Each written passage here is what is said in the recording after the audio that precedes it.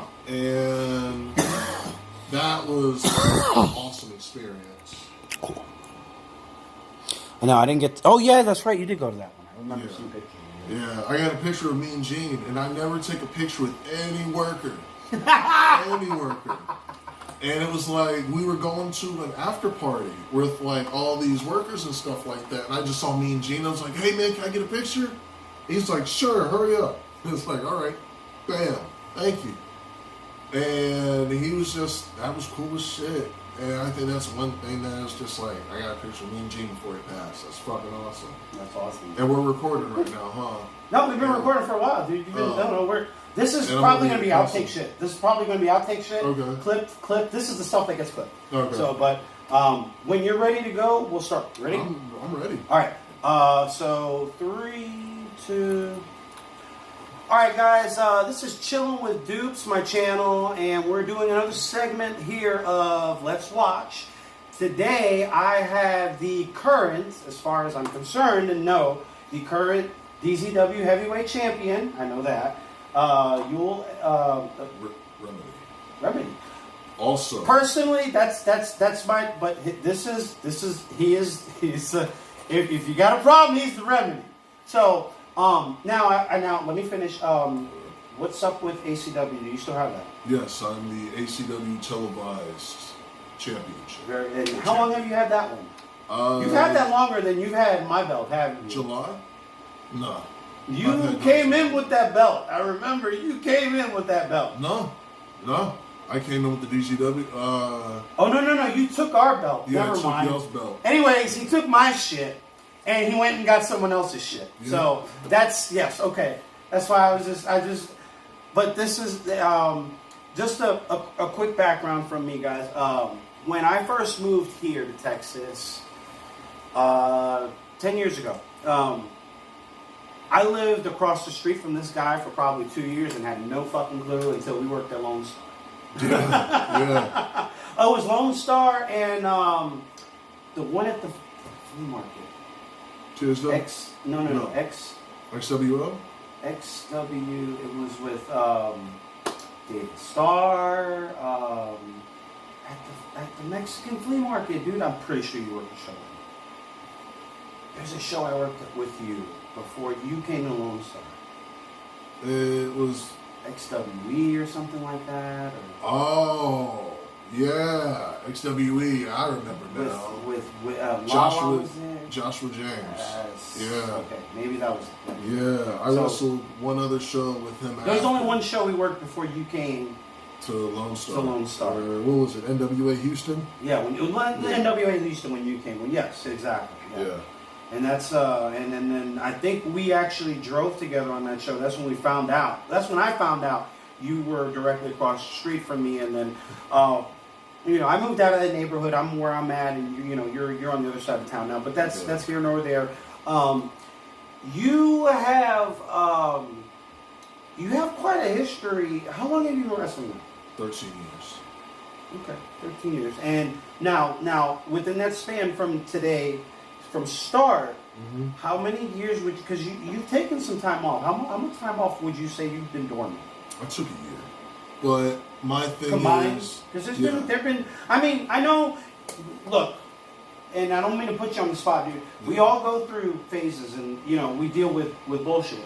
Yeah. And we're like, I'm done. I don't want to, you know what I'm saying? So, I know there've been times, but there was a significant amount of time that you spent away. It was about a year, right? Yeah, it's about, I would say, maybe altogether, I want to say it's probably a year and a half. Okay. Sometimes, like before then, I would probably be like, you know what, I'm going to take like 3 months off. Because I was pissed off. You got to... Yeah, you got to recharge, but you got to detox. And it was like, I'm not liking the locker rooms I'm in. I'm not liking the matches I'm having. I'm not liking my performance. And just not happy. Just wasn't happy. I didn't like being away from my family. I didn't like being away from my son. And it was just like, I think one day it just kind of snapped. And I don't even remember the last match I had before, but I just woke up one morning and I'm like, hey man, If I find a real good paying, like legit job, I'll say fuck wrestling. And I found one, and I'm like, you know what? Fuck wrestling. And I think I made a post. I was like, hey man, the last match y'all saw me a couple of months ago was my last match. I'm done.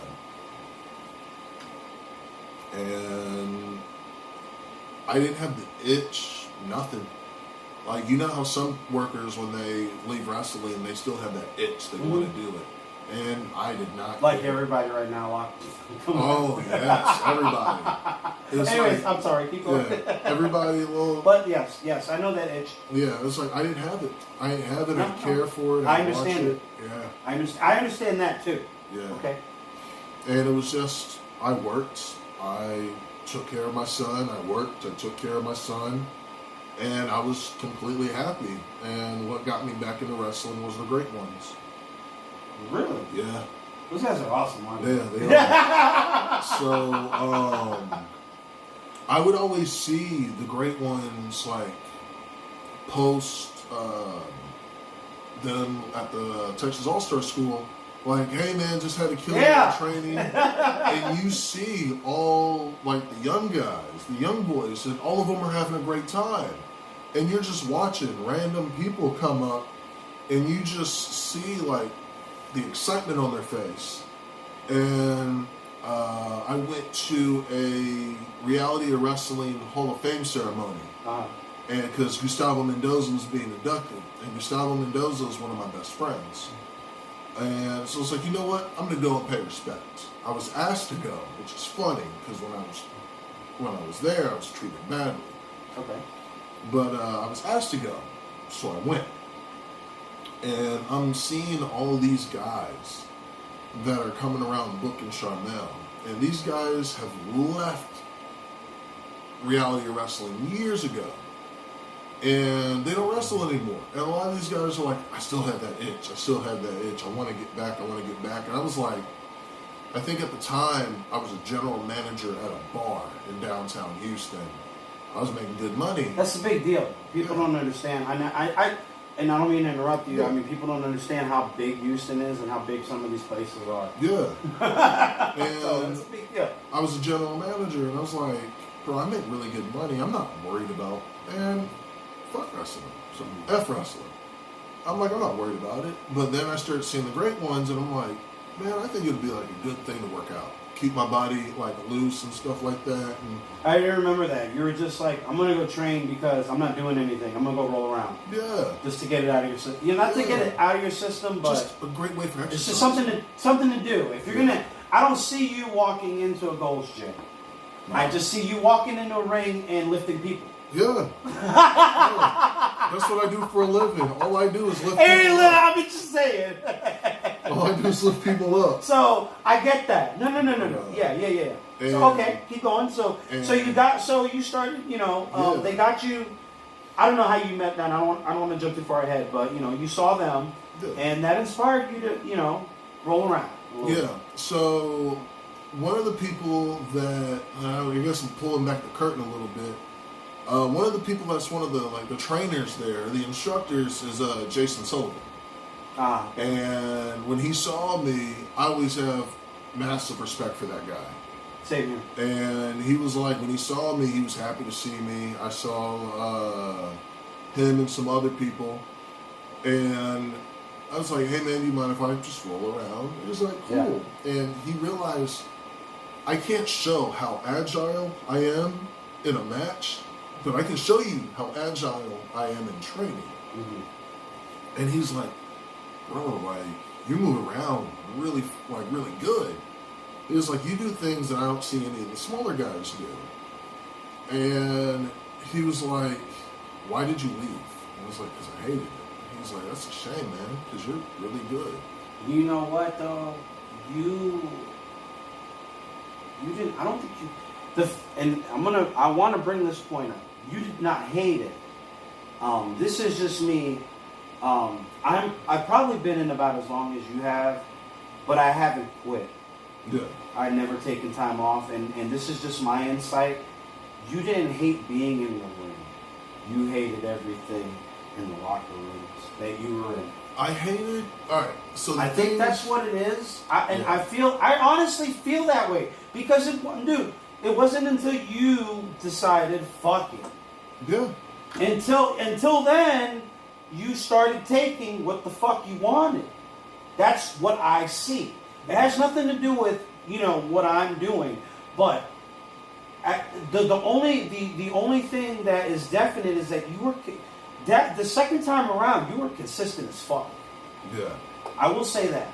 So, but let's go back. So you rolled around and you got with Jason and that's the thing. That's the thing with Jason Sullivan. And this is my first interaction with him. The first show I was on. Gentlemen. Yeah. First off, so that's not even really points, but he'll see somebody do something in the ring and he'll get the fuck up and go in the ring and show them how the fuck to do. Yeah. Without even asking him to do it. Yeah. He did that, and he spent the remainder of his time working with people. He didn't bullshit with anybody. He didn't go over his match. He didn't, he didn't try to get himself all hyped up to whoever he was going to wrestle. You know what I'm saying? When doors opened, he got to the locker room, and then it was business. Yeah. But he spent his free time with, and this. You know me, dude, and we were just talking about this before we put the camera on. We were talking about Tugboat, and I'm not a DZW guy, but I come from that Tugboat camp to an extent. I came from Florida. I wasn't trained by them. They started me here. For Jason to take basically a Tugboat student, TASW guy. That meant a lot to me. Yeah. And he did it without flinching. Because he doesn't have to do that. Yeah. Veterans don't have to do that shit. No. So. But that's Jason. Yeah. So. But my whole thing is, it's like, it's funny because when you come to Houston, it's so cliquish that it's weird because you'll have Booker's guys, you'll have All-Star guys, and then you'll have like DZW, and then you'll have UPW and RWR. And UPW and RWR is the place that all of them mesh to. But these three are kind of like, with an exception of some, don't dabble with the other. And it's, if you really love wrestling, you will instill your knowledge into someone from another. Because at the end of the day, I don't care if you're from books, I don't care if you're from All-Star or whatever, I want to see everyone get better. Because if we're not doing our job. Yeah, if you can make the show better, then you did your job. If people can be like, I remember his match, it stood out the most. Every time I've wrestled, I've wanted people to say, man, I know wrestling's fake. Like, I saw these guys do a whole bunch of spots and all that, but when I saw that big guy come out, and I saw him punch somebody in the mouth, that got my attention. I don't want anybody to be like, oh, that was fake. Even if they were like, yeah, that guy was booked to win, but punch that guy in the fucking mouth. Yeah. That guy's legit. I've made people leave shows just off of just intimidation, because I used to wear trunks. Somebody called me like a fat ass. Remember the trunks. Yeah. Okay, hold on. Okay. Hold on, guys. I have to go there. Let's go to the trunks, because we want to talk. We got to talk about this. Okay. We've talked about this before, right. And this is a good topic for you. You weren't in trunks before. No. Okay. You went there, and then you obviously realized this isn't for me. Yeah. Okay. I don't, and no judgment on my part. Mm-hmm. There was an pandemic of tights going around in Houston, wasn't there? Everybody had that tights at some point. Remember that? I already came in with tights, so there was. I remember oh, if you got to, if you want to, there was, and maybe it was the clique Yeah. that was around at that time. There was if you had to, basically, it was I felt like we were just putting gear guys over. You know what I'm saying? Mm-hmm. Like you felt like you were only booked because of the gear you have, not the talent. There was a period of that. The reason why I wore trunks was, one, it was kind of a dare. Like, it was kind of a dare, like, oh man, really do this. And I'm like, okay. So I wore trunks. Right. And I'm like, all right, cool. So now I guess I felt like, all right, you know what? So now I'm in the role of a wrestler since I have gear. I'm in the role of a wrestler. Now I portray a wrestler and like I'm a big guy, so it's like a throwback. But I feel comfortable in trunks. And it wasn't just because of my look. It was just, You didn't, but that's, and I don't want to knock that. You didn't have a bad look. yeah. You just weren't. You're not a guy that wears trunks, bro. No. You're not. You're just not that dude. No, I'm not. No. I'm not. I'm not the dude that wears trunks either. But in an athletic situation, I am a guy that wears trunks. If the so it doesn't work with you, is what I'm saying. Yeah. That's why I wanted to ask you about. Okay, keep going. So what was it? After that, I think I went with the great ones to a heavy metal show. After starting training, it was like, man, let me go to a show and watch. And so I went to heavy metal. I think you posted about it. You're like, I want to go to a wrestling show. Yeah, I want to go to a wrestling I show. saw you posted, and then you're like, I'm going to heavy metal. I'm like, this motherfucker just goes and does whatever he wants. Yeah, so it was like, I didn't even post. I was like, I wanted to go